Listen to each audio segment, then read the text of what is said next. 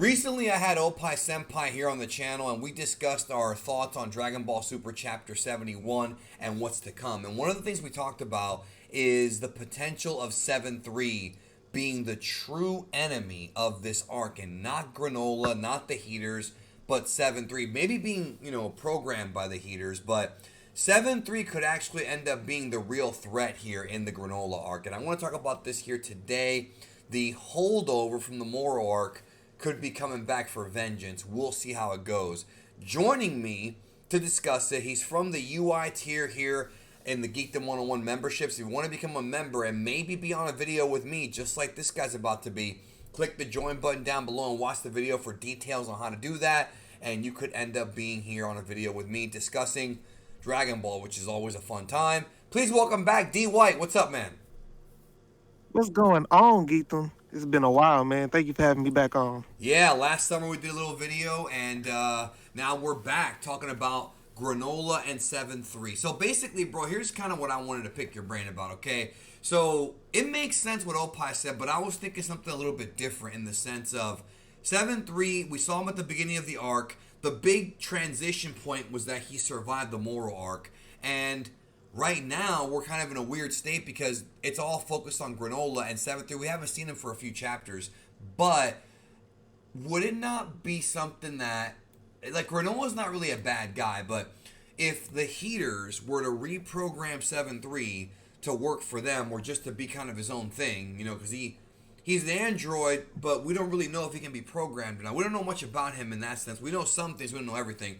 But if they take OG-73 and program him and make him a threat, would it not be a possibility that this guy can go behind, literally, go behind Granolah and take his power, except that in his case, he would already have the techniques from the other fighters, plus it would be Granolah's power, plus he doesn't give a damn about his own life, bro, because he's not even a mortal. He's not even a living being, so he wouldn't care about the wish, in which case Granolah wishing for strength could backfire. What do you think about the idea of that and 7-3 being the real enemy of this arc?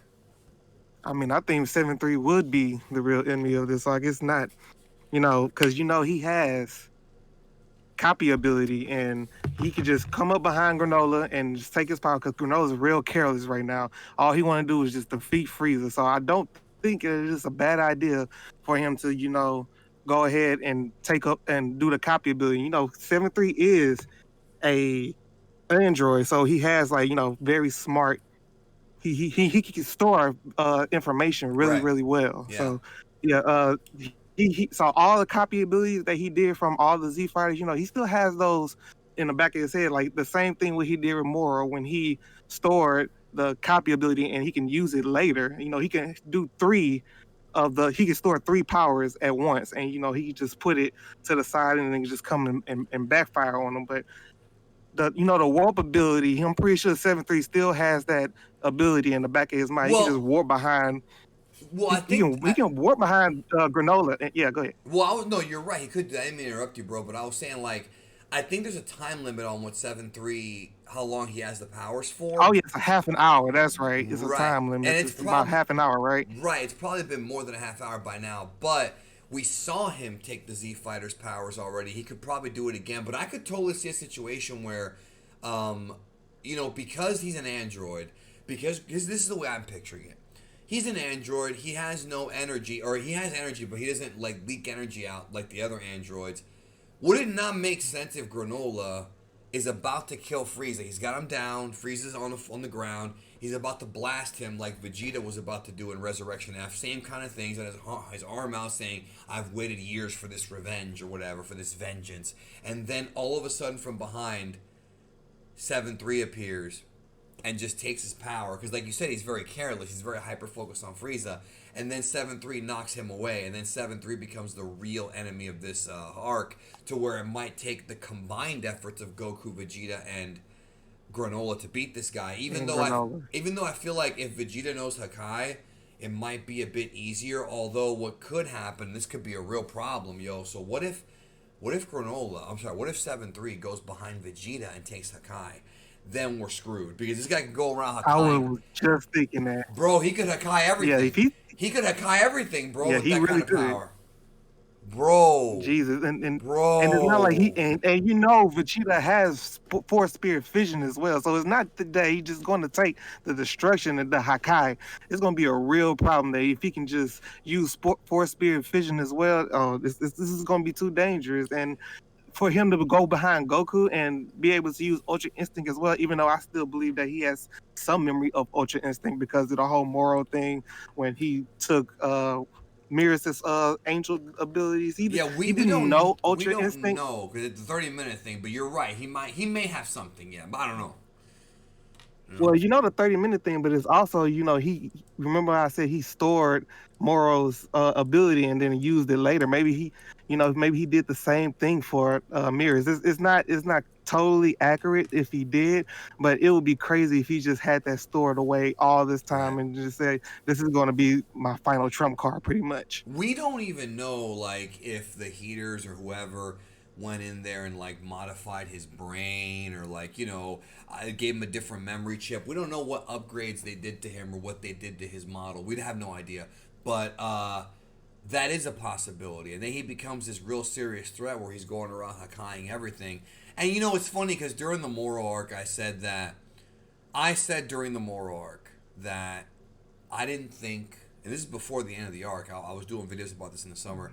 I didn't think we were going to see Gogeta because the way that the arc was being set up, it was sort of like Goku and Vegeta going in their separate directions to learn different things. Vegeta learned Force Spirit Fission and Teleportation, and Goku learned how to master UI completed version and use Hmm. it at will. But I feel like in this arc, there's a much higher chance of us seeing Gogeta, and I might do a separate video on that. There's a much higher chance of us seeing Gogeta only because of how dangerous the enemies are. Obviously, Granola's goal is not to, destroy people. I don't think he wants to kill innocent people. I think he just wants to kill Frieza. But if 7-3 gets programmed to be a menace, bro, he might actually be more powerful and more dangerous than Moro was at the end of his arc. Right, because Granolah is just interpreted to be the strongest warrior in the universe now. Then having the Hakai energy on top of that, and then if Goku is careless, if he slips up, and then having UI right behind that, I don't even think Gogeta will be able to take that down, man. That I don't know, it's man. real scary it's real scary on the potential of what 7-3 can actually do just because of his copy ability. But, So right. these three really can't let their guard down. That's really what it comes down to. And the most likely guy to do that is Granolah because Goku and Vegeta are trained warriors for, even though they also make the same mistakes over and over again, like giving people senzus and things Over like and that. over. Vegeta underestimates his opponents over and over. But Hmm. hopefully this time they won't do that and they'll learn not to do that. Maybe we'll see some development here. I mean, I would be fine with that if that was the case. I would But love the development. the only thing that we don't know is we don't know if Granolah we don't know if Granolah. I'm sorry. We don't know if 7-3 has like a limit to his like how much. Like we don't know if he has a limit to his power. Like he can take people's power, but we don't know if maybe because he is robotic and machines have limitations. I just wonder if he's able to actually store that power. Because using Ultra Instinct is a lot different than using like something else, like a different you know what I mean? Then using Yeah, like you know what I'm saying? Like it's different. it's just like an overwhelming like it's something that he probably couldn't contain in his body like He more like with yeah, Moro. he might not even be able to understand it. You know what I mean? Because it Yeah, requires letting go of thought, and all androids do is think. So yeah, see you're what I'm right. saying? I don't even know if that'll work on him, but okay. Yeah, I think there's a very high chance that 7-3 is the real enemy here. Before we close the video, I want everybody to leave their comments down below and leave a like for me. It helps out the channel. And let me know what you think. But any final thoughts before we close out? All I know is I would love to see Gogeta. Gogeta would be very entertaining for this arc. But as far as 7-3 being the enemy, do really think that we haven't seen him since Granolah captured him, and Right. he was sitting there rehabilitating, getting his body back up the park. Half his head was gone, and he was very survivable in the condition that he was in. But I want to touch up on what you said about can he really contain UI and everything. you made a good point that he really can't contain UI because Well, you we don't letting know go for of thought and sure. everything. Right, that's my guess. I don't know for sure that's gonna be the case. You know what I mean? It's a on the money guess because it does make sense. That's probably why Moro couldn't really use the power himself because all he was thinking about is just beating Goku. So it is what it is. But as far as 7-3 having destruction and taking Granola's power and everything, I do think that's a real possibility. Granola's going to be, he wants to he wants to destroy Frieza, so he is going to let his guard down. 7-3 is going to swoop in, copy his abilities. The heaters are going to laugh, and it's going to be over with from there. We just probably going to have to see Gogeta or Toyotaro is going to have to pull something out of his ass. That's just how it is. Well, he does that a lot. So yeah, we'll see what happens. But Yeah, anyways, my buddy Toyotaro. yeah, I no man. Look, I appreciate you being here. Let us know in the comments what y'all think, and we'll see what happens in the coming months on Dragon Ball Super. We'll talk to you soon. I'm very excited about it. Thank you, man.